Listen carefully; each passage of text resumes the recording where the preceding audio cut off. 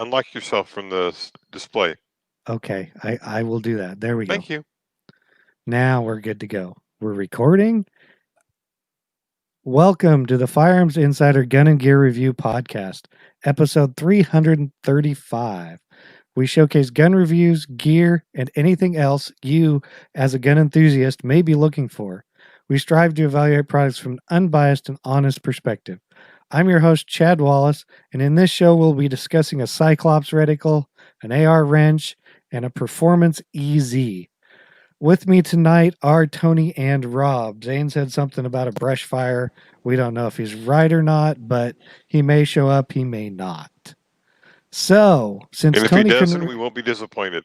exactly, and since Tony can't remember what he did in the pre-show, we'll ask him again. Tony, did you do anything in firearms? And he's muted, of course. Unmute yourself. Man, it takes forever to hit that little mute button. I was on Meet the Pressers, which is a podcast with Matt and Clint, and had a lot of fun with them. Matt's out of New York State, Clint's out of PA. That's what I did. I haven't been able to get to the range because of capacity limitations. So that's what just did a lot of dry firing and found my SIRT pistol again and was using the heck out of that. Now, can I ask, because of capacity limitations and you're the largest pound for pound firearms instructor, that's why the capacity limits? Yep, it's only 25% capacity at ranges in Jersey, and I exceeded by myself. Okay, just making sure. Rob, did you do anything?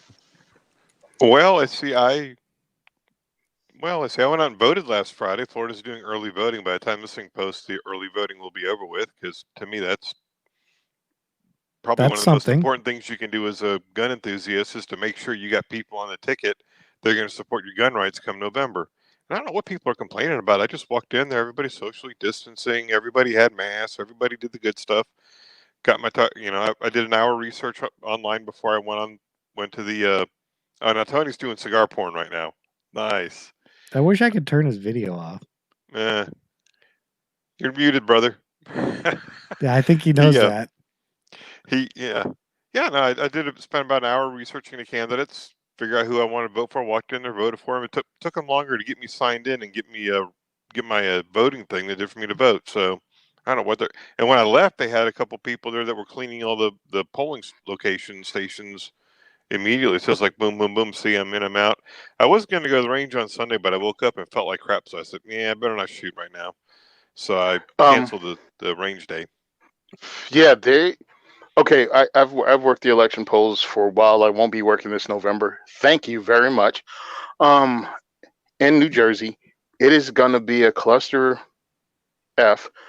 If it goes down like they're talking about it going down, like they're not going to have people voting in the machines unless you get permission from the election board.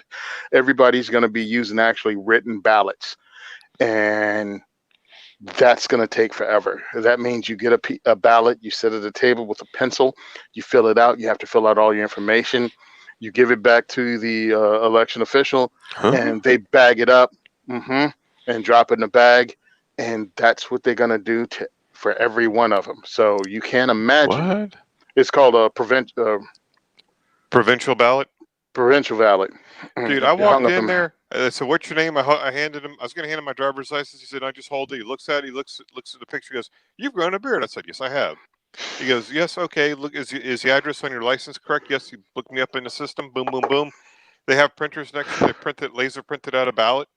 I carried it over to the little voting booth, which is basically like a fold-out table, and it's about 2 by 2, and you just go in there and bubble everything in. You stick it in the actual voting machine, and it counts it right there. So my suggestion to anybody who lives in Jersey is just go ahead and apply now for your mail-in ballot, because the place it's gonna, if it's like the last election, we had people, I mean, if you guys can remember, when I came back from the presidential election last year, there was a line out the door and into the parking lot, and we had to close the door on people. If you're gonna do every ballot by hand, it's gonna be ridiculous. So just do your mail-in ballots. That's my suggestion. Can I make a suggestion is if you do a mail-in ballot, if you do an absentee ballot, I would highly recommend finding where you could physically turn that into, because I've seen so many things online. Was it Philadelphia did or was it Pittsburgh? No, Philly did a test. They took 100 ballots, stuck them in the mail, various places around the city. I think they managed to lose 10 of them. The post office never delivered 10 of them after 2 weeks. I'm going to get political here for a split second, because in Oregon, all of our voting is mail-in ballots, right? Mm-hmm. Okay. So that also makes you understand why everything is controlled by a certain party here. Hey, man. But it is easy because, and I always take mine down to a drop box. I never mail it in. But, you know, of course, there's always somebody, it's better than mailing it, but somebody still has to pick them up. So that is what I would recommend. Take it to a drop box and physically drop it for two reasons. Number one, you know it's there, so if something happens to it, somebody screwed with you. And number two, in states like Florida where they do absentee ballots, they're not required to count the absentee ballots unless it's a very close election. Yep. And most of the time, absentee ballots just get discarded. They just get chucked. Yep. Because if it's a 4-point win, 5-point win, okay, absentee ballots aren't going to make a spitting difference, so they just toss them. Right. And I personally like to have my vote counted, although, you know, and Florida's one of those states where God only knows which way it's going to go this fall.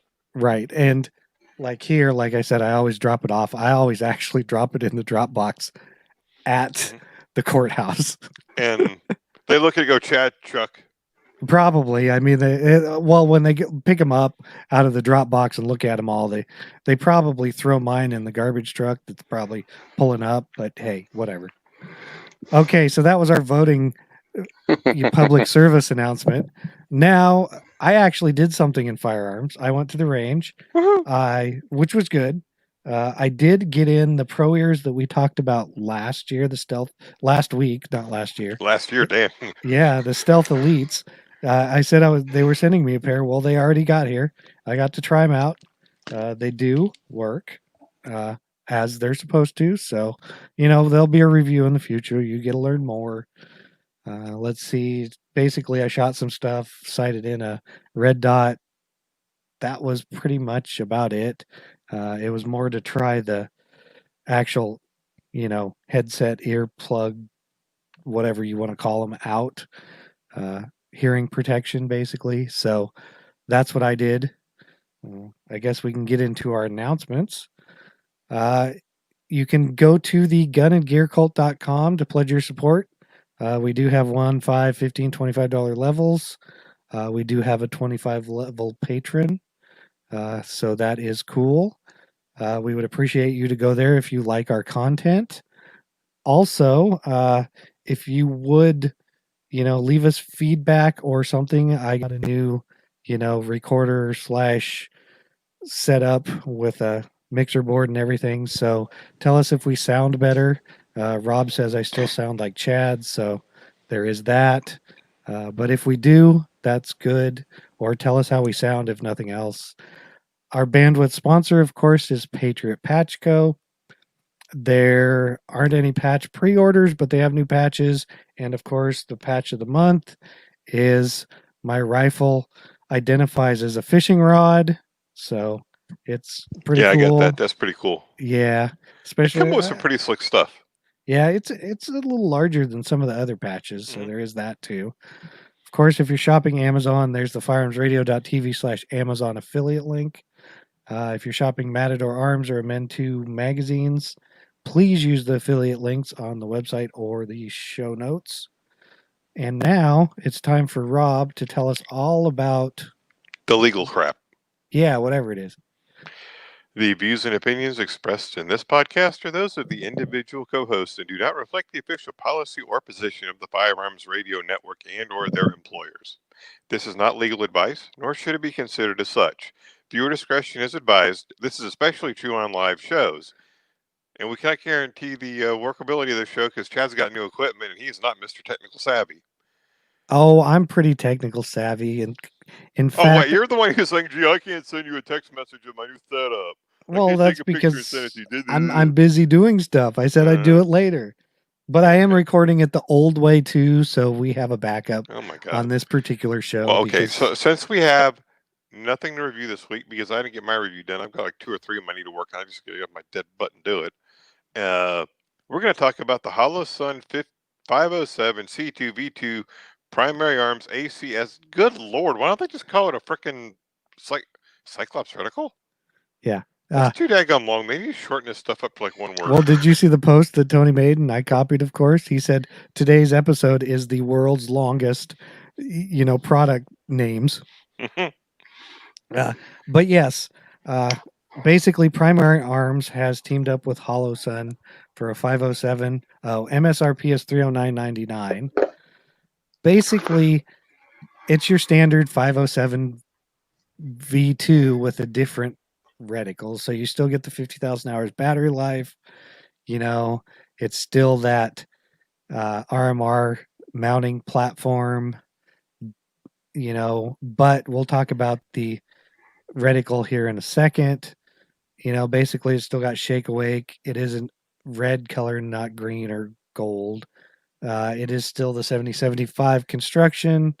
It is powered by a CR1632 battery, not a 2032. Of course, it has their limited lifetime warranty, etc., etc. But now we'll get into the Cyclops reticle. It is a chevron style reticle, so it's got basically a triangle that's open on the bottom, and then it has a 10 which is around 10 MOA.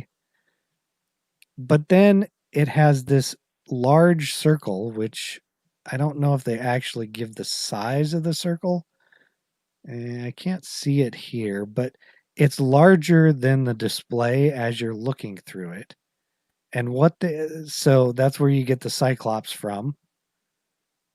But if you're off of center, depending on the curve you see coming through the reticle, you know which way to move the pistol or rifle to get to the chevron in the center. There is various, now the chevron, there's various, you sight it in basically, what do they say, at 50 yards? Or I'll give you a rundown here once I click through and find the correct reticle. Oh, 25 yards. At the top of the chevron, you sight it in at 25. That's for 9mm. And then the bottom of the thickness of that chevron triangle, not the complete bottom, but just under the 25. So if you go to the other side of the line at the triangle, that is your 50 yards. And then the bottom of the chevron is 100 yards. Mainly, that's probably what you're going to use it for. They give one for 45 ACP, which is, it's a 50, 750 for the top, 60, 100. They give one for 40. Probably more important, they give one for 556, which the top is your 5200, and then underneath that is 300. But they do not give a bottom limit, probably because it's past what the 556 will do. So they on their website it gives a bunch of these different reticles or different holdovers, what to zero it at, etc. But I think they came out with this more for like beginning shooters of the red dot platform. So if your draw stroke's not perfectly right, you can get on it, you see the curve and say, okay, I need to move left, right, up, down, depending on what you see in the reticle. Basically, I believe I can see where it could be useful. I also, being the Hollow Sun 507, I believe it's a decent optic, so you're not going to go bad with the optic. It's just kind of a new reticle that Primary Arms has come out with that, makes up for this particular, thing. Okay. It does. I will say it does have 12 brightness settings, which, if that matters to you, and it weighs 1.5 ounces. Rob, I don't. I looked at the way they've got this thing set up for sighting, and I'm like, there's no way I would remember all that crap. put it here for this, put it there for that, because for every different caliber, every different thing is going to be wonky. I don't personally care for the chevrons. I'd rather have a dot with a circle around it or just a straight dot. It says, oh, see dot, shoot target. Boom, have a nice day. But I was reading the point of that, the big circle around it is so if the chevron's not in the target, you can see that circle is supposed to tell you where to move the sight. So like supposedly if you see the top part of the circle, the chevron's to the bottom, so you got to move the sight up a little bit. Right. So right, you only see the big circle if the chevron's off the field of view or what have you. But it's an interesting concept, but I don't think I'd be interested in it. I really don't see me using it.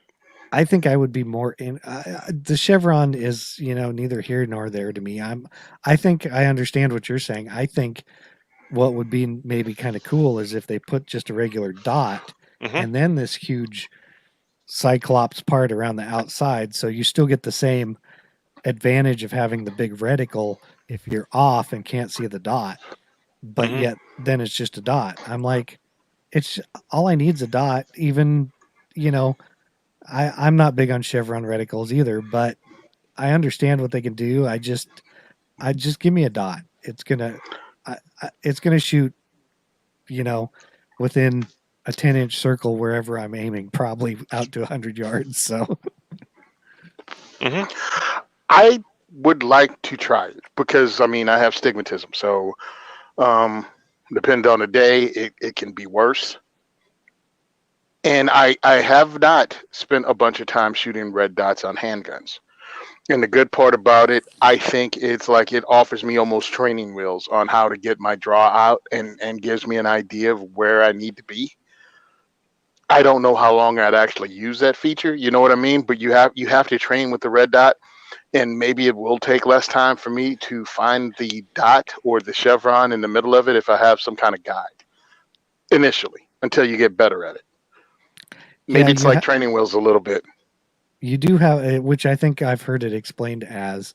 Now, I do wonder, since I have astigmatism too, how the chevron is going to look, because it's still not an etched reticle or anything, so it's still going to flare out to some extent.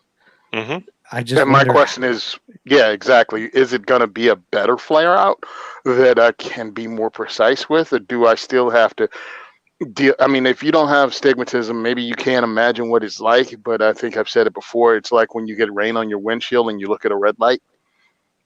Yeah, it's like looking at a Neotech sight almost. No, it's like the rain on the windshield is a good thing, like if you look through a raindrop at like a red light, it kind of flares out in spots. Yeah, that's kind of, and so if your stigmatism's bad enough, is this just going to look like a huge red dot to you? I don't know. I don't know. Yeah, someone sent me a video of it sent me a video. I guess they were one of the testers, and I didn't even know this thing had come out. And I was like, this is interesting, but it doesn't translate, to my eye when you show it on the screen. Yeah, exactly. And if you take a picture through it, it's going to be clear. I gotcha. But I think it's a cool idea. Yeah, I mean, it has a 10-year battery. It has all that. And it's tough. I mean, Aaron Cowan beat the snot out of the 507C, the regular one, because the only difference between this and that is the Cyclops part of it. Right. With the chevron. V2 puts the battery on compartment on the side and a different button, but that's basically. And so with this one, it's also the reticle, but like you're saying, if it's the new 507C V2, that's what it did, is it put it on the side instead of underneath the battery. And a lot of people were, man, I had to take the battery, take the sight off and I lose my zero. I'm like, you mean with a battery that you only have to take off once every decade? You'll probably have a new pistol by the time your battery goes dead. And the thing is they do go dead. I don't think batteries are as good as the battery companies say they are. Now, I think if you had a great brand new battery in one of these, you're going to get the 50,000 hours like they say. But if you just have some off-brand or one that's been on the shelf for a few years you may not get 50,000 hours, but if you change it once a year, who cares? And no, I've taken plenty of red dots on and off and of pistols and never had to adjust them enough that it mattered. Okay, so that was the 507C primary arms ACSS Cyclops reticle red dot. Wow. Say that 5 times fast. No, I'm not even going to. One slow was bad enough for me. That was a nightmare. Yeah, I realized something. We left one of the designations off the last item. I'll talk about it when we get there. So let's go to the second one. Oh, I probably did because I was trying to make it shorter. I mean, now I didn't notice it until I posted. Yeah, I don't think it really matters though because No. You mean the no thumb safety? No. Oh, we left off the 2.0. Oh man, I knew I forgot something. But this is not what we're talking about. Next up, because of listener feedback in the following thing, I figure we're going to start adding some stuff in here that can answer that question. And first up is the Real Avid Armorer's Master Wrench. This is an AR armorer's wrench, not just any wrench.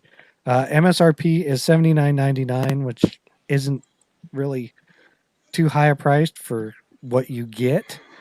Like I said, this is a tool for building ARs, barrel nuts, various other things. But, they designed it differently. It looks kind of like a hammer. It's got a good handle on it, but then all the tools are kind of up front in this kind of triangular shaped piece. And I'll go through what all the things it has. But basically, since it's an AR armor's wrench, you can do barrel nuts, muzzle devices. Oh, geez, I don't know, castle nuts. All kinds of things. But what it has, there's a little diagram of shows all this stuff. It's got a steel hammerhead on one side, so you can use it as a hammer. Castle nut wrench. It's got the 1/2-inch torque wrench receiver slot, so you can actually torque your barrel nuts.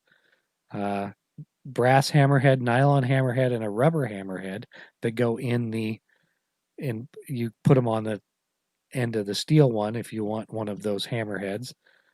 It has torque specs on the reverse side for like the castle nut and stuff like that. It has a 5/8-inch fixed stock receiver extension wrench, a 3/4-inch muzzle brake wrench, mil spec barrel nut wrench, and it has a free float barrel nut wrench on the reverse side of the standard barrel nut wrench, and it's got a bunch of different posts for stronger rating. That's basically what it is. I actually put this one in here because it does all the things that all the other regular ones do, except it has the hammer in it, which I cannot tell you how often I have needed a hammer that might have, like, maybe I'll need the brass head or maybe I'll need the rubber head. That is just awesome if you actually need the little hammer. That's pretty much why I stuck it in here, because other people's don't. I really wish the one thing that nobody seems to put in is like the odd size, just barrel nut that has flats on it. It's like 1 inch and like 3/16 or something. It's an odd size that everybody seems to use and nobody puts in their barrel nut wrenches. But they didn't either, but it's got the hammer in it. So I'm like, hey, we'll throw this in there. Maybe next time we'll throw some other tools in there.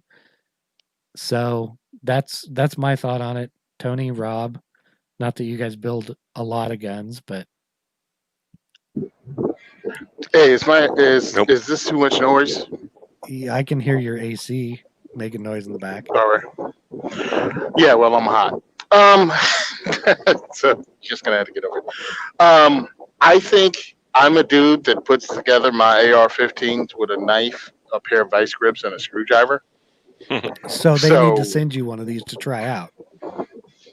Well, I tell you one thing, Real Avid actually supports 2A4E and has given us stuff that we've given away over the years. So at least they're 2A friendly and they're aware of who we are and they've helped out. I want to put that out there right away because a lot of firearms related companies don't. So if you want to do hook up with someone that actually supports grassroots 2A, they've done it. The other part is it seems like an altogether multi tool. It seems pretty decent.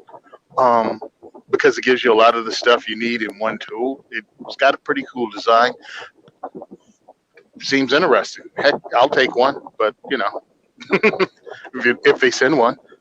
Well, and the other thing with Tony is if you send one and he uses it, he can always still give it away as a used tool, and he doesn't have Mm-hmm. any qualms about that. I'll give it to guys at my event. I don't care. I mean, what are you going to do? I mean, okay, I've managed to break almost everything I've touched, and if I break it, I'm not going to give it away. But outside of that, yeah, I'll gladly do that. This would I've seen one of these This in looks real pretty life. stout. Yeah, Mhm. it looks pretty stout, and in real life it seems pretty stout. So if Tony were to break it, I would be impressed. So would I. They have a lot of cool tools if you look at their website. Just different things. They're kind of innovative, and I thought this really looked cool too. Yeah, Yeah, 'cause they do have a bunch of other stuff, which we may talk about some of that later because it's cool. I don't know what the heck they call it, but I bought one of those like $20, $25 all-in-one wrenches where it's the hook at one end and goes down to a loop at the other end, and it's I've used it a couple times, but for the most part, it's kind of hard to work with. This looks like it's a lot more ergonomic. It does because I have one of the same ones you're talking about, Yeah. and I'm like, well, I didn't have anything on there I could use. Hmm. Yeah, basically, I have one of the straight ones too. That Yeah. what, Well, I 13, use it. I 14 inches. hooked it up in my closet, and I hang stuff from it. Well, and like with me, what I use it I for hang my really gun cases from it. is I use it to take off stock barrel nuts. Like if I buy like a super cheap upper and it's got your standard barrel nut and I'm putting a handguard on it, I basically need that wrench to take it off. Mm. But like and then the castle nut, I use it to snug those down too. But anything else, I use like a real wrench, like an actual open end box end wrench for other things. But if you want something like this, this is probably great for you. So, well, I guess that pretty much covers that one. That was the real Avid David. Armorer's Master Wrench. Wow. Now, Yeah, come on, do it to it, baby. Read it all, the whole okay, name, and don't forget 2.0. okay. Well, okay, here's the funny part, right? We forgot that.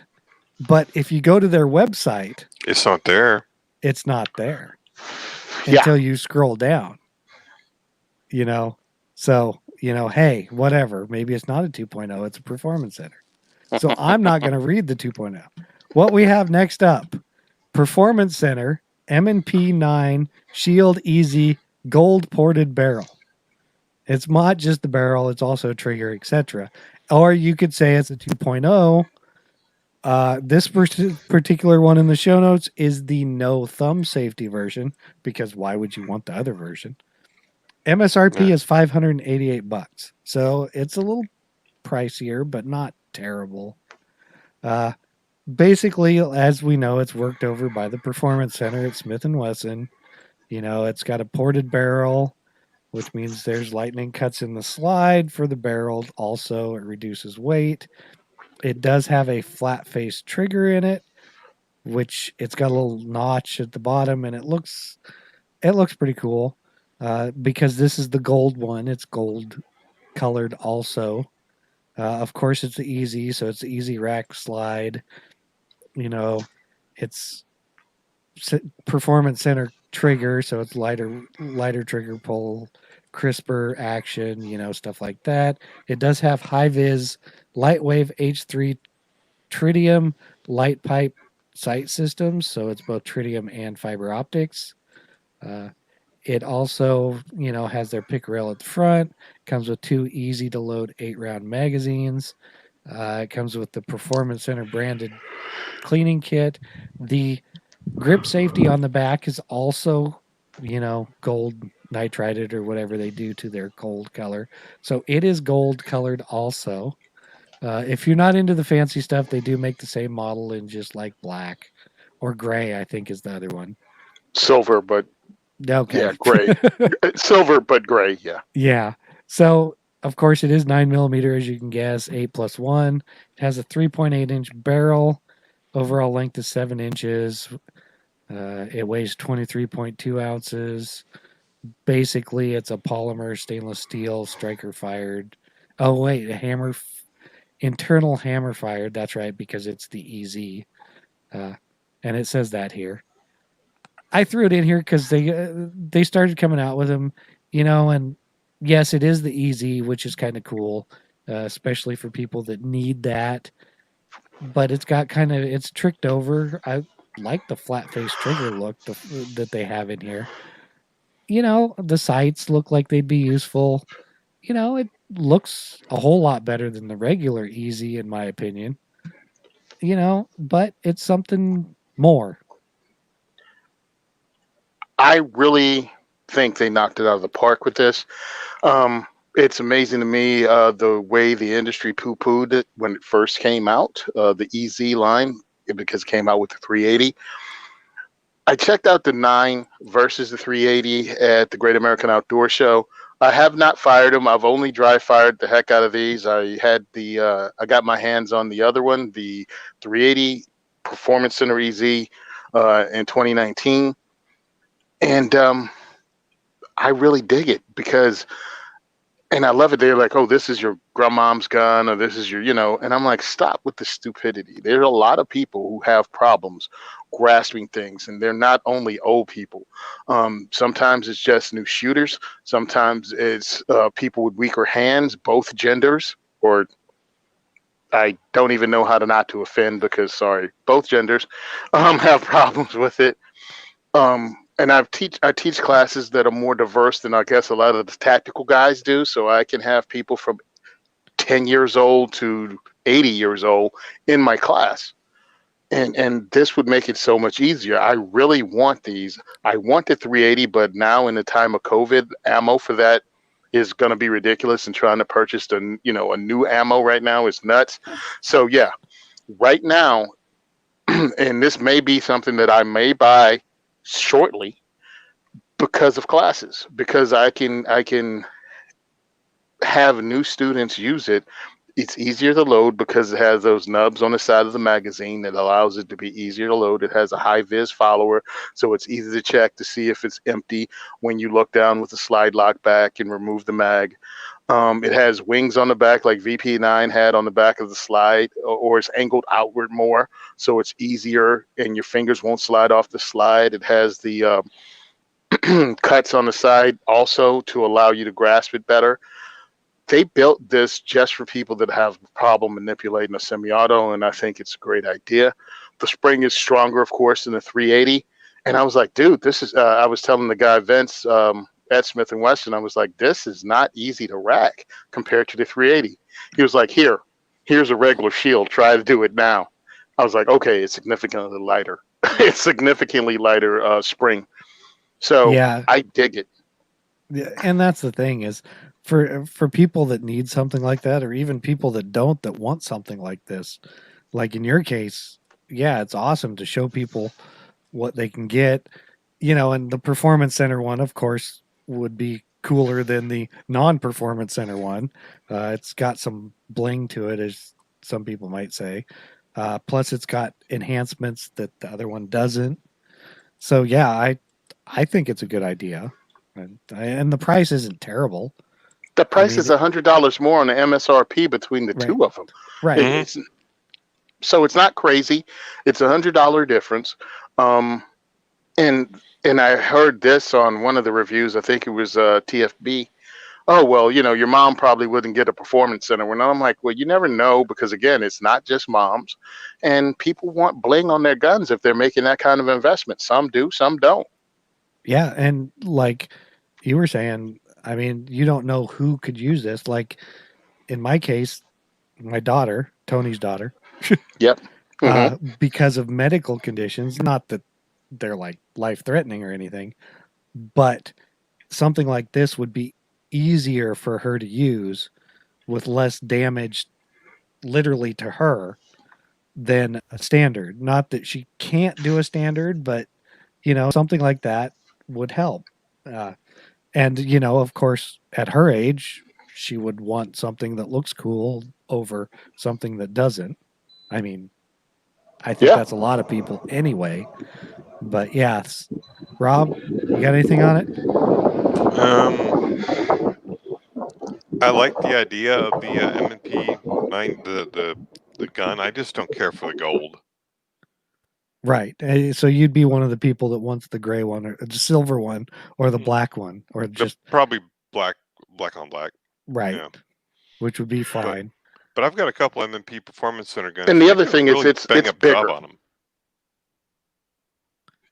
Yes, they do. Yeah. Yes, they do. It's a little bigger. It's a little bigger of a gun than you'll find in a lot of subcompact nines, but that makes it easier to shoot. And it's thin and it's not that big.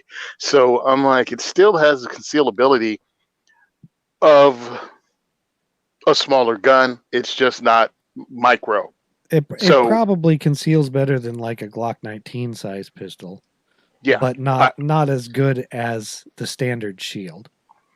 exactly. But my thing is this: you have that more room, you have more fingers that can get on it for a better grip. And if you don't enjoy shooting your gun, you're not going to shoot your gun. That pretty much covers that part of it. Oh, another thing about the thumb safety, because people have mentioned that before. Again, with a lot of new shooters, they won't carry with a round in the chamber if it doesn't have a safety because they don't feel comfortable with it yet. That's a training hump that a lot of people have to get over. Some never do because they just go, I'm not going to feel safe with it. But with a thumb safety, some people will feel safer. And the cool thing about this one is with the safety on, you can still rack around in the chamber. So yeah. Okay. yeah, so that makes people feel more comfortable. The gun's on safe. Even though it has the grip safety and all of that, people have to feel safe. There's an entire market on that. I didn't know this until I was actually talking to one of the big guys over at Ruger, and I was asking why they always put out handguns with safeties and then eventually come out with a pro line that doesn't have a safety. And they go, there's a market for it. That's why we do it. Which makes perfect sense. If there's a market for it, might as well do it. And Ruger knows what they're talking about because they're up 37% over this time last year. Mm-hmm. In my retirement fund, I have like a few shares of Ruger stock. And I mean, like, not enough to make anything worthwhile, right? But it gives it basically, they're paying like huge dividends on the stock this year because they're up so much. Like, we're talking like what is it? Probably 200, not 200%, like 2,000% more than they normally pay in a dividend. Dude, this is Gunpocalypse 2020. I know, gun manufacturer is going to make a crap ton of money this year. Right, but it's nice to know, at least in their case, that they are actually giving it back to the stockholders some way. I thought maybe plus your stock went up if you were to sell it, but that's a different story. But I really like this pistol. Again, I'd like the 380, but this is not the time to get into a new caliber. So yeah, this is where I would be if you have new people you want to introduce and you've never seen someone who's not able to what do you call it? Rack the slide, grasp it hard. Right. Dude, you cannot. I mean, that's one of the reasons I bought the Smith & Wesson 686 and had the trigger job done on it because it was too hard for some of my students to rack the slide. No matter what technique I tried to teach them, they couldn't do it, or they couldn't do it with enough confidence during at least the initial class they took with me. So I had to come up with alternatives for it, including the SR22 on one hand and a revolver on the other. This gives you a major caliber centerfire caliber. and allows them to actually rack the slide, and that can't be overstated. Yeah, exactly. So that was the Performance Center M&P 9 Shield Easy 2.0 gold ported barrel, no safety, etc., etc. Let's see, did I miss anything? Made by Smith and Wesson, and oh yeah, yeah, I forgot it. I didn't say Smith and Wesson in there. Okay, so that's pretty much the discussion for tonight. Except we have some listener feedback, and some are questions, some are other things. So first one up is from Mark P. It says, how are pistol barrel lengths measured? I have a Canik TP9 Elite subcompact, and the website says it has a 3.6 inch barrel. I was curious, so I took out the barrel and measured it. It was right at 3.5 inches from the muzzle to the back of the barrel. It doesn't make sense to me to count the chamber in the barrel length because the 9mm round is about 1.1 inches. So really, it's only the bullet's only traveling 2.5 inches. Are all guns measured this way? And I assumed the barrel length didn't include the chamber. Now It does. it does, except on a revolver. On a revolver. In a The revolver, revolver it does. is the only one that doesn't measure from the muzzle to the breech face. So, Exactly. Yep. Everything else is pretty much from the breech face to the muzzle. So Yeah. Yeah. Yeah, the way it was explained to me is if you, like, especially on rifles, if you're going to do an SBR, you're worried about a 16-inch rifle, you close the bolt on it, you put a dowel in it, you measure how long the dowel is from the back of from the bolt all the way to the furthest part of the barrel is permanently adjoined. Correct. So, like, if you got those little crowns or whatever, that's part of the barrel. Yeah, and that's the thing is, and pistols, except a revolver, are all measured that way also. So yes, if it says you have a 3.6 inch barrel, you really have a 2.5 inch barrel.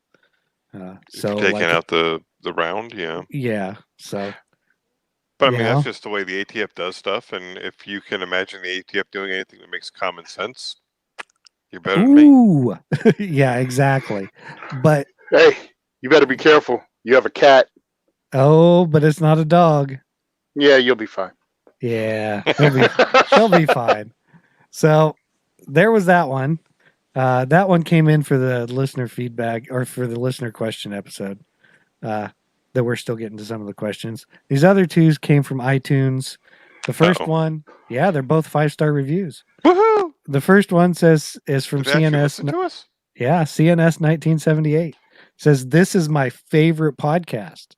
I know he didn't listen to us. Yeah, would like to know what each of you carry and why. So I know we've gone over this here and there before. I can go first and tell you what I carry 90% of the time. It is a Car CM9, super small. Some people don't like the barrel, the trigger pull on them, but you know, there's reasons I carry it. Like it disappears so that it is never noticeable at certain places that I might frequent 8 hours a day. Other times, Tony finally gets it. I just found it funny. I mean, most people don't describe massage parlors that way, but go ahead. Oh, I was thinking something like, strip club. You didn't know that? Yeah, that's what I was thinking. I mean, the girls don't like it when you have a bump on the side of your hip. Girls. Okay, go ahead. Yeah, exactly. No, but so that's my reason for carrying it. Otherwise, I carry something like one of the Polymer 80 compacts, or that what I've been carrying a lot now is that Lone Wolf Timberwolf frame with that's the 19 size frame with the 17 length slide. That thing is actually a dream to carry, and because it's their particular handle or frame piece is smaller than like the Polymer 80s or a Glock, even though it still fits in Glock holsters. That one pretty much can disappear pretty good inside the waistband. But basically, those are the three options I carry. Very seldom do I ever carry anything else. Well, Rob? I would say it depends on what I'm doing. If I'm on if I'm on my motorcycle, I'm usually carrying my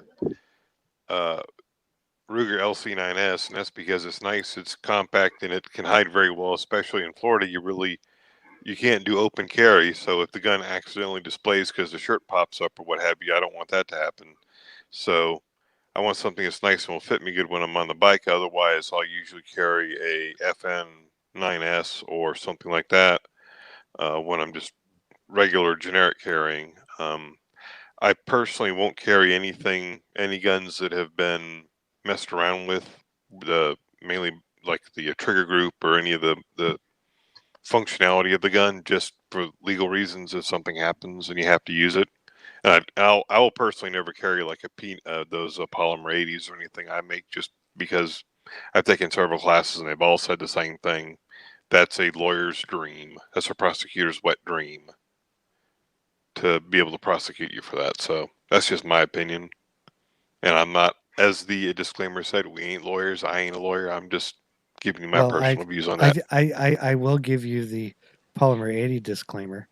Hmm. You can buy from them full pistols with serialized frames.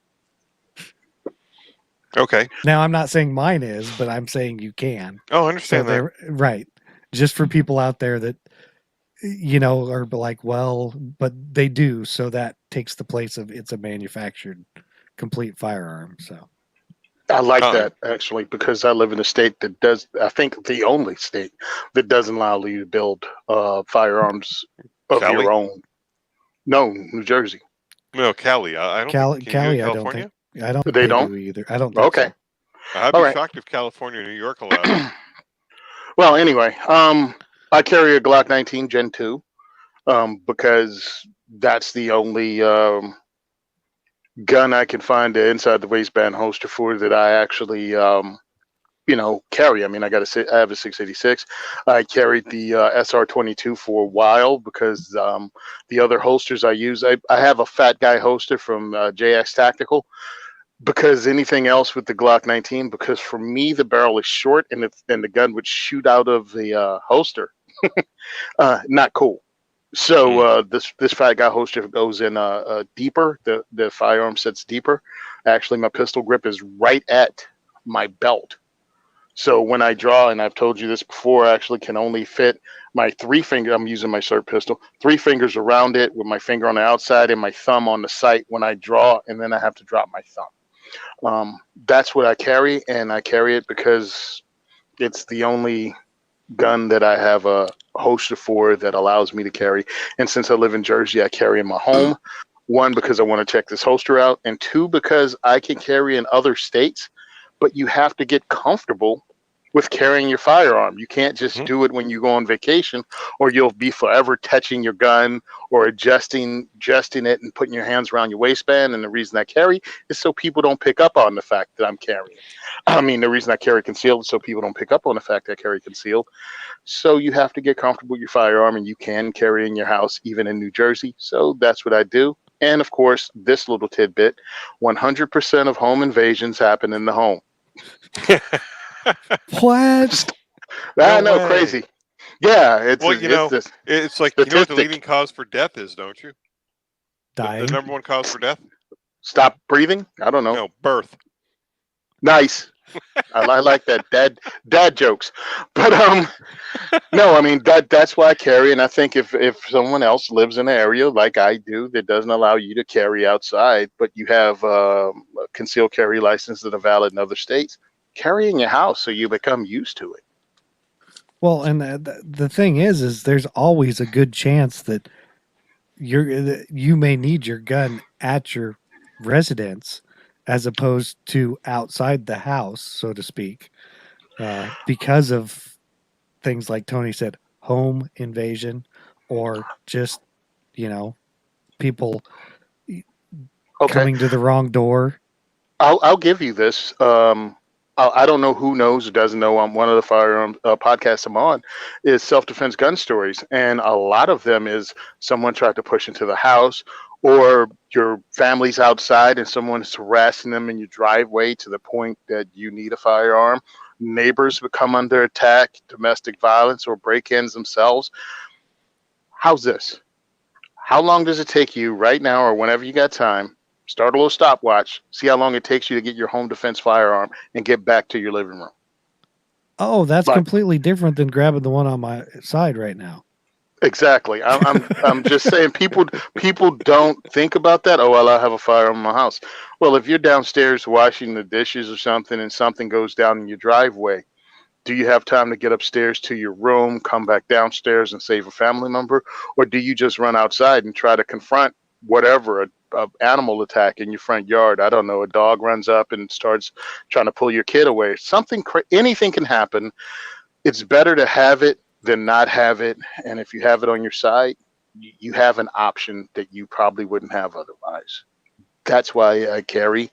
And also, I want to check out some of the holsters that I've been sent. And the only way you can check out a holster is to wear a holster. That's for sure. Yeah, I've carried various different guns and holsters because of reviews, and but of course, unlike Tony, Rob and I both have the luxury of being able to carry everywhere, pretty much, except federal buildings, etc. Depending on your state laws, but we can carry outside the home because in Jersey, unless you're, I don't know, some person that Law makes enforcement. billions Law- of dollars. Law enforcement or loaded. Just have a lot of money and know someone. Yeah. Yep. Well, no, Florida's kind of wonky in that if I'm carrying a gun, I can go to a restaurant and have a beer, or I can have alcohol, but I can't go to a bar. Yeah. All states have weird things like that. Like, we're not North supposed Carolina to carry was just in the bars. opposite. You could go to a bar with a gun, but you couldn't have any alcohol. Right. I don't know if they changed it. Yeah, it's weird. Yeah, so know it's your weird. State laws. Thank you. That's what I was going to say. Learn your state laws. There's actually an app. There's an app for that. And just learn your state laws because you don't want to be a victim of not knowing. Yes. So next up, I didn't think that was going to be that long, but here we go. Says also from iTunes, 5 stars. It says my favorite weekly podcast. It's from Argo Jason. I wonder if he has a ship with Argonauts on it or something. I'm not sure. But says I listen to you guys every week and I always learn something. Well, that's good. I'd like to hear some reviews on products or discussions on AR gunsmith tools like armor wrenches or upper receiver lapping tools, stuff like that. Thanks for doing the show. And that was why I stuck the wrench in here. And then, we might stick other stuff in here also, as opposed to just going through it to answer the question. It's just easier to put certain things in the show notes. I do not, however, because of having other tools, I do not lap AR upper receivers. I chuck them in my lathe with a bar that they fit snugly on, and I literally machine them that way. But not everybody has that ability. So yeah, I don't have any power tools. This is a bench mounted power tool. Mm-hmm. Yeah. Oh, nice. Yeah, it's not very big, but it works for that.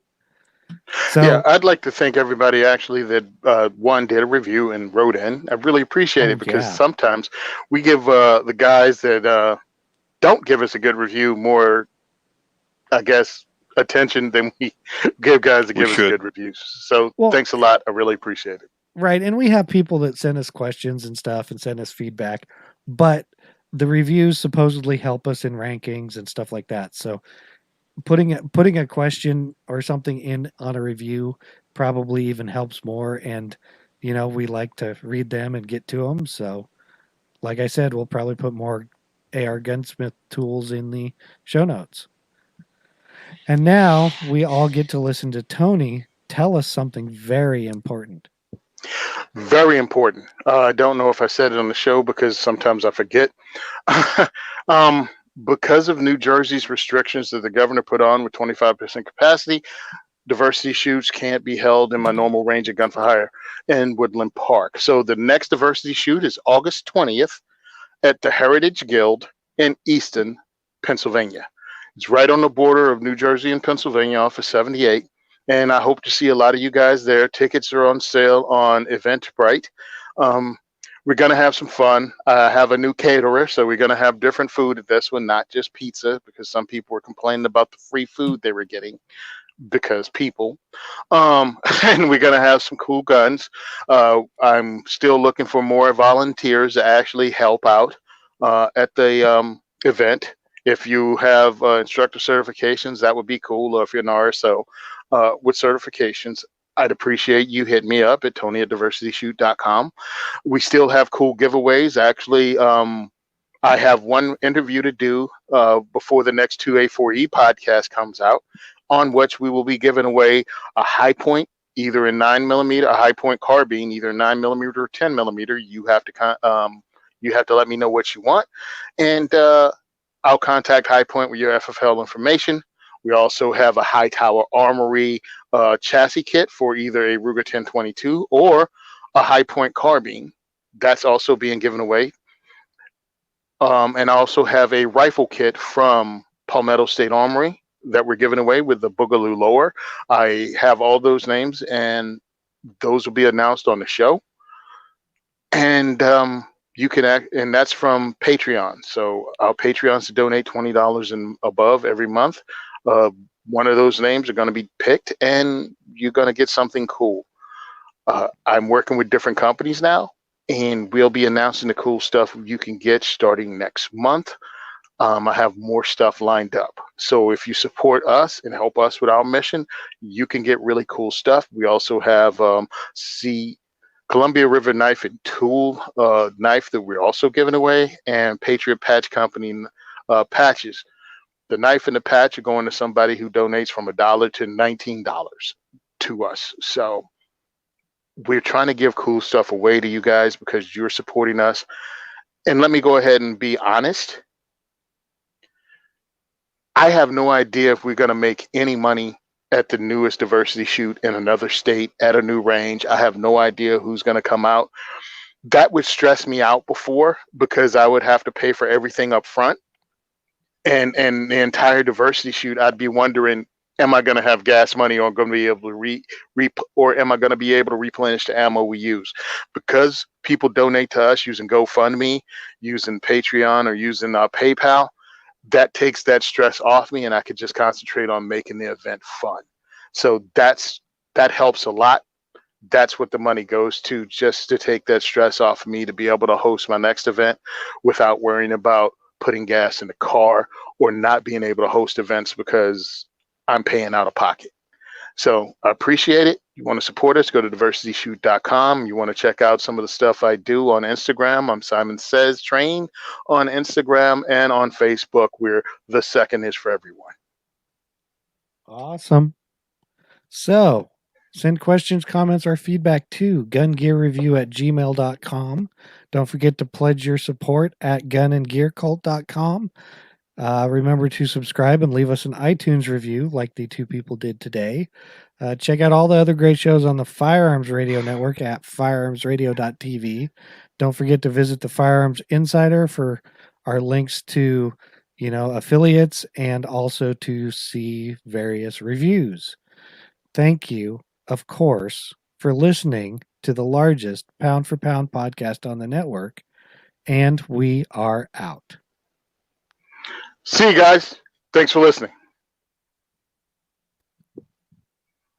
Whew.